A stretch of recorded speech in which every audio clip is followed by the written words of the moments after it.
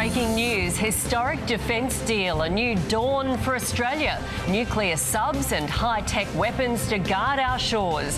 History in the making, Australia's biggest defence deal on record. Finally, the day is here. What can you tell us about how the announcement's going to be made? Hello, I'm Paul Barry. Welcome to Media Watch. And put out the flags, folks, because Australia has just pledged hundreds of billions of dollars of taxpayer money to join the world's nuclear sub-club, with reporters beaming in from San Diego last Tuesday to herald our status as a would-be major power. In the shadows of a submarine and looking over the Pacific towards China, British precision mixing with American flair. The USS Missouri, can you hear us? The ceremony watched by hundreds on deck, hundreds of millions around the world.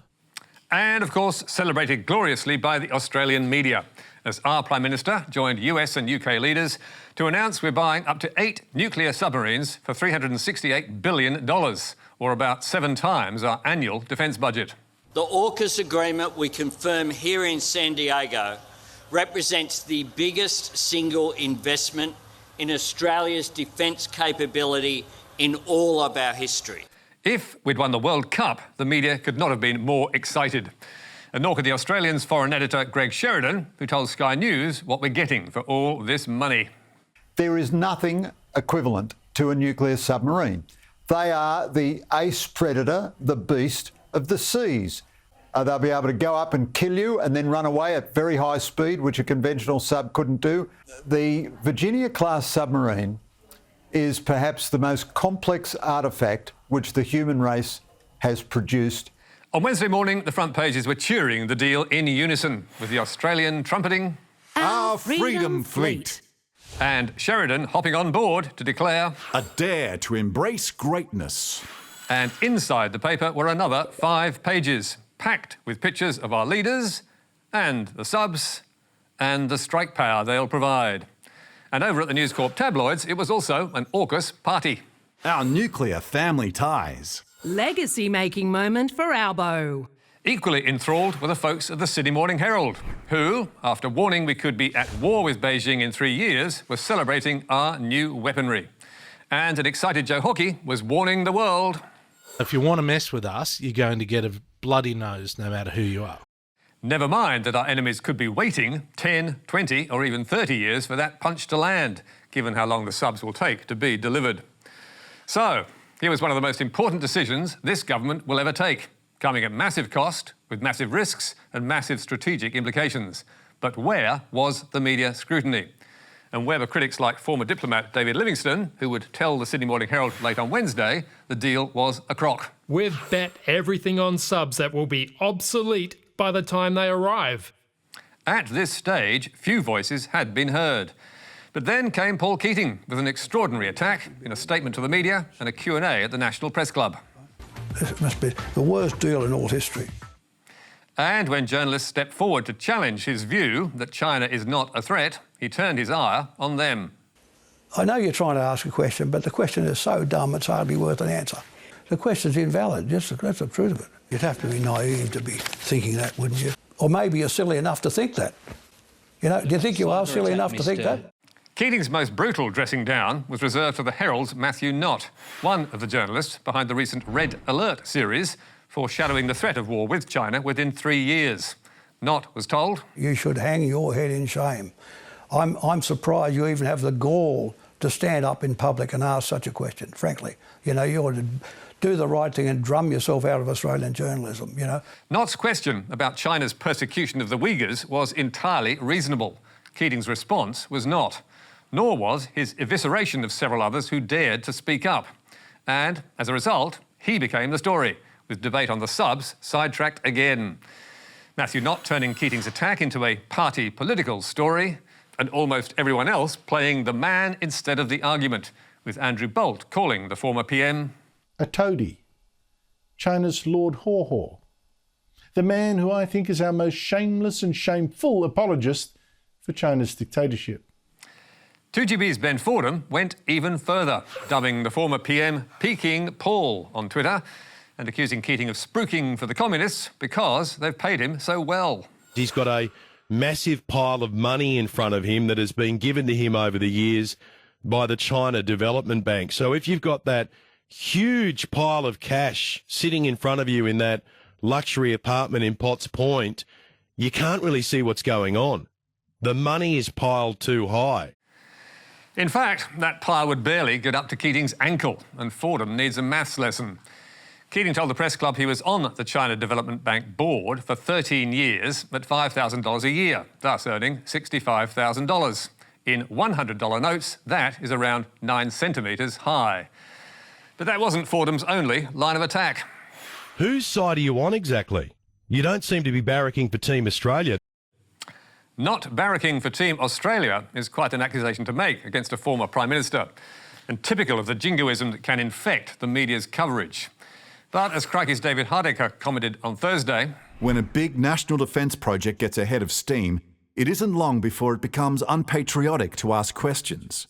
Yet, amid all the outrage or glee, Keating's intervention did charge up the debate, with economist Professor John Quiggin questioning the huge price tag, a US defence procurement expert warning the subs will be over budget, late and obsolete, and another former PM, Malcolm Turnbull, forecasting a very high risk of failure and calling for more public debate. Those critics may or may not be on the money, but one thing is clear: this is a crucial decision for Australia, and instead of all the cheering and flag-waving, the media should have been asking from the start whether the government's decision is the right one. And now to elections and the important business of choosing our leaders, in which New South Wales voters are lucky to have Channel 9's Great Debate and Peter Overton to help them pick a winner. I'll start with the Premier. Name Sydney's 2 AFL teams. Greater Western Sydney and the Sydney Swans. Mr Minns, who is captain of the New South Wales Blues? Is it Tedesco? Yes, well done. Oh, good. Where do you get the best pie in Sydney, Premier? Down at Beecroft. Oatly pies. Yes, the New South Wales election is 5 days away, and Nine's Peter Overton was getting stuck into the issues that really matter, like who's going to win the premiership and which would-be leader knows the names of their children. Mr Perrottet, name all 7 of your kids in age order. Just not the ages. Charlotte, Amelia, Annabelle, William, Harriet, Beatrice, Celeste. Mr Minns, your 3 boys. Joseph, Nicholas and George. And Nine wasn't the only one to put party leaders through their paces. 10 News was also helping voters make their choice. Pretend I'm John Barilaro. Done. Not as tall, reach isn't as good. Yep. Give us your best shot. Okay. Oh! Wow. I'm going again. Do you think you're going to miss like that on March 25th? And never one to shirk important discussions on matters of public interest, the Today Show was also doing its bit. We also saw you doing some pretty daggy dancing. Here he is, just letting it all slip. Give us your best Disney move, come on. No, oh, yes. Do we want to see it, actually? Maybe I shouldn't have asked. And trust me, there was plenty more where that came from, with guitar playing sessions from Labor's Chris Minns. Oh, my God, what? Oh. A what's your favourite vape question to the Libs' Don Perrottet, and interviews with the wives of each candidate, with Anna Minns asked how she feels about her husband being called a silver fox. So, given there's time for all that nonsense, why has there been almost nothing about a leaked tape of John Barilaro, former leader of the New South Wales National Party, boasting about spending taxpayers' money to win votes in the Upper Hunter by-election in 2021? I have a few little recordings of a certain former Deputy Premier of New South Wales. Any guesses as to who that would be? The tape has been published on social media by friendlyjordies, the citizen journalist and agitator Jordan Shanks. And on YouTube alone, it's been viewed nearly 1 million times. Yet no one in the mainstream media has followed it up, except for a small news site called The Beagle on the New South Wales South Coast and one brave radio station in the Hunter Valley. The recording on the friendlyjordies YouTube channel captures John Barilaro 5 days out from the poll, explaining how he announced $100 million worth of funding across the electorate that was not allocated in the government's budget. Radio 2NM ran multiple news stories in 2 days, with Darren Katrupi interviewing local Nationals MP David Lazell, who features on the tape, and telling him, I've never had a reaction such as we have on the recording since we had it in the news on Monday morning and even last night at the Meet the Candidates Forum. So, if all the local community is talking about it, why are the rest of the media ignoring the story? On Twitter, one suggested jealousy was the answer, while another suggested it was political bias against Labour. Others, including the many who contacted Media Watch, were simply stumped. This should be a huge story, but no one is covering it at all. So why is that so?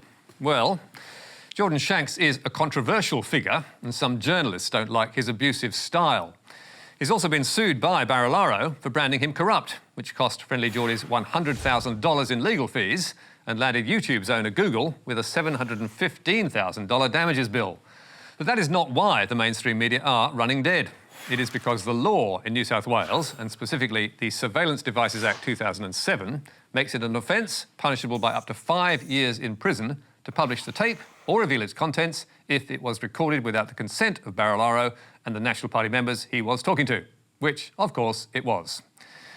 We sought comment from Barilaro without success, but he's been in the spotlight before for pork barrelling and has even embraced the term. My surname is Barilaro, call me Pork Barilaro, and I'm happy to fight for our fair share. But he argues that it's all for the sake of local communities. We think the public has a right to hear what he says on this tape about projects he promised in the Upper Hunter. However, the New South Wales law allows for no public interest defence, so the ABC won't let us broadcast it, even though you can listen to it in full online. The law in other states is not as harsh or restrictive, and we think it's time it was changed in New South Wales. Meanwhile, voters can thank friendlyjordies, Radio 2NM and The Beagle for taking the risk of prosecution that others will not. And now to the tropical paradise of Samoa, which is home to yet another series of Survivor on Channel 10. And once again, the programme is keen to tell everyone who is paying the bills. Want to know what you're playing for? Yes. You will have the choice between a brand new 3-litre turbo diesel Isuzu D-Max or a brand new 7-seater Isuzu MUX. Wow! Wow! And here's Simon when he scored the prize. Congratulations, you are now the proud owner of a brand new Isuzu D-Max. Yeah! Thank you, Isuzu. And that is just for starters, because with ads embedded within the show, Survivor is really about surviving the relentless product placement. What's in this box? Guest of honour. Woo! It's just set for life. Oh my god. Oh my god. What have we won? Surprise, you've hit the jackpot. Your optimism at the auction has paid off. And congratulations, you won 5,000 on replay for 12 months. Thanks to Set for Life. He's won 60 grand. Of course, that pesky gamble responsibly disclosure at the bottom of the screen does kill the moment a bit. And who takes out our top spot for gratuitous plugs? Our old friend, the Colonel. That's right, KFC are bringing the party with all the chicken and chips you can eat. That chicken's good. I can smell it. Could there be a better sell than starving castaways frothing over your fried chicken? Please let me win. Let me win just once. I don't want immunity, I want KFC. And the spruiking of brands isn't only on the telly, with Survivor's tweets promoted by KFC, along with its posts on Facebook. Outwit, outplay, outtaste. Yum. Last week, Paramount's head of integration and partnerships rejoiced in the programme's capacity to weave brands into their content. It's incredibly rewarding to seamlessly integrate our sponsors into our fan favourite shows and franchises as they enhance our premium content, and it deepens the audience connection and engagement with their brands. Which is advertising code for you bloody beauty. And finally, a clarification about last week's show. While discussing Nine's Red Alert series on China, we played a short clip of Chris O'Keefe linking Peter Jennings to the Australian Strategic Policy Institute. Aspie says Jennings no longer plays an active role with the Institute, and it was not involved in framing the Age and Herald's report. Aspie also says it receives funding from only 4 defence manufacturers, and it's 2% of their budget. That's all from us for tonight. Don't forget Media Bites, Thursdays on Facebook, YouTube and iView. But for now, until next week, goodbye.